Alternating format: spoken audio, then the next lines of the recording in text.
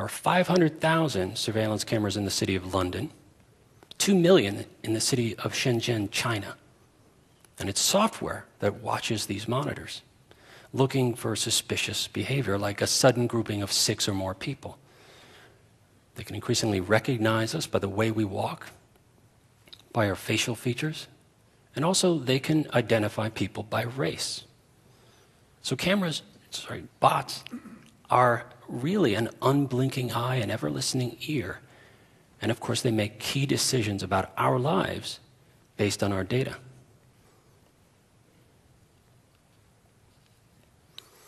And that's why it's worrying that our collective control of the internet seems to be slipping somewhat.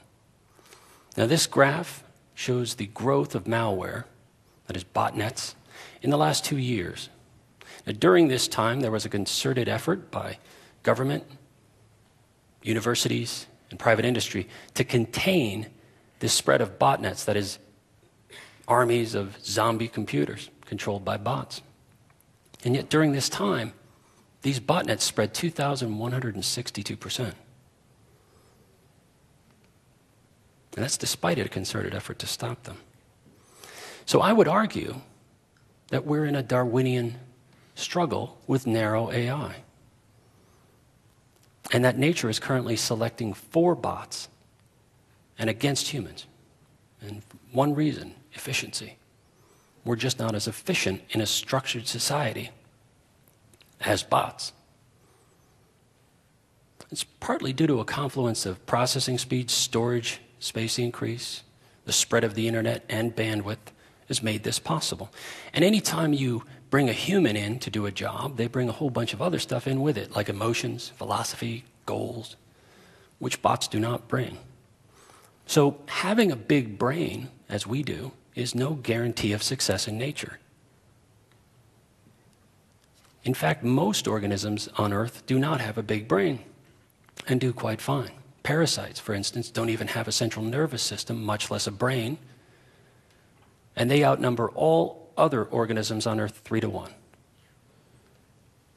So having a big brain is no guarantee of success. And as a matter of fact, humanity in general is not guaranteed a starring role in nature's pageant. And that's why it's important to understand the scope of this situation. Just look at the numbers. This is the growth of the internet over the last 15 years, going from 1995, projected out to 2010, from 16 million to 1.6 billion people. Now that's people using the internet. But of course, as that network expands, so does the environment for programs.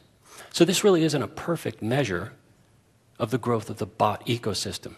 A better measure would be hard drive space on all of planet Earth.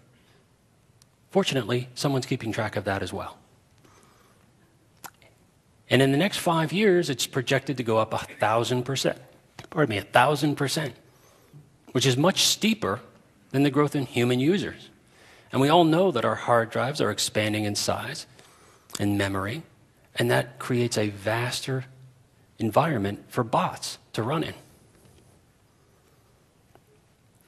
So we must be getting some benefit out of this if we're building this vast network for these synthetic organisms. Well, pardon the purple, it's actually blue on my screen. The human race is expanding in numbers, and that's good. We learned how to fix nitrogen into the soil. But what about us individually? What about the value of human life? There it's a little different story. And this is a disagreeable looking slide because it's about slavery. And many people think that slavery is a thing of the past, but unfortunately we are living right now through a golden age of slavery. There are 27 million slaves known on the planet right now. It's more than at any point in recorded human history. So if we look in the United States at what a healthy male sold for, adjusted for inflation, it was $40,000. In 1850. In the year 2000, traffickers sell a healthy male laborer for $600. So clearly our human stock is dropping, which is surprising because we're big-brained animals. We're the most innovative. We're capable of great flexibility. And yet a rack server A good one goes for about $1,000. So who is using this network more, this internet? Machines or humans? Sad news there too. By 2010, Ziff Davis projects that machine-to-machine transactions will outnumber all human use of the internet. And partly this is because of EDI, electronic data interchange, from all the companies out there, leveling inventories, automatically ordering things from each other. There's also sensors on pipelines and smartphones and location tracking devices. But I put forward that we're hooking and injecting into the internet hundreds of millions of bots without any clear consideration about the consequences to humanity. And also, there's no broad examination going on about how these bots might interact with each other. And that's without advanced intelligence, just simple reactions. A good example of that was Wall Street in 1987. October 19th, 22.6% of the value of Wall Street disappeared in one day. And it was because of program trading, bots reacting to each other. That's $500 billion in value. Remember also that bots don't observe borders. They don't share our priorities. They don't need clean air or water. And they don't need liberty either. So I would suggest that bots are potentially a vector for human despotism as well. Because very few people are needed to run systems with bots. And as fewer people make decisions, fewer people are needed to make decisions, and they don't learn to make decisions. And that makes a smaller number of people knowledgeable enough to sustain civilization. And we might lose our ability to control society. So who's building all these bots anyway? Usual cast of characters, of course, corporations build tons of them to encapsulate business knowledge. Governments create mountains of data that corporations and governments have to mine. You might be surprised to see religions up there. Religions do things like protect their Wikipedia page. They might create a bot to keep an eye on it, make sure nobody changes it. And the good thing about a bot is it'll work 24/7 and it doesn't have to obey the Sabbath. Criminal groups make some of the most sophisticated bots out there because they have to be stealthy in addition to doing what they're doing. And of course, there's just every individual student researcher, hacker, gray hat, white hat, black hat, creating this big galaxy of software that's doing who knows. And this zoo of bots, I divide into two families: datavores, that is, bots that munch on data, and predators. And you might be surprised to see game bots on the predator side. But actually, they inform the malware and botnet family. Because actually, game bots are where some of the most sophisticated software is being made right now.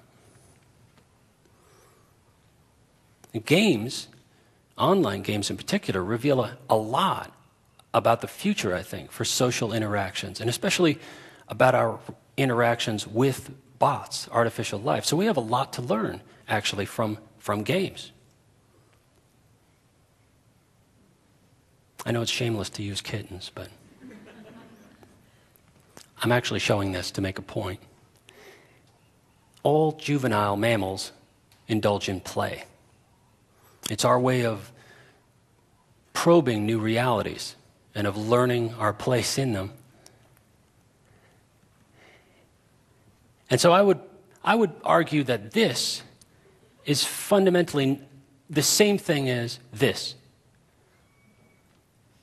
Because people are probing new realities. Now, as work becomes more network-based and less reality-based, this is very useful. I think it's one of the reasons why people play games now well into adulthood. It's because the world is changing so fast that we're continually juvenile in at least one aspect of our lives.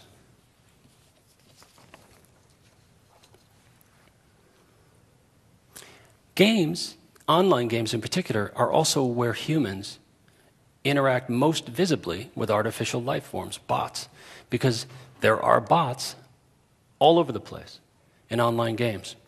This is the game's second life, and this is the reporter Wagner James Au conversing with a chat bot.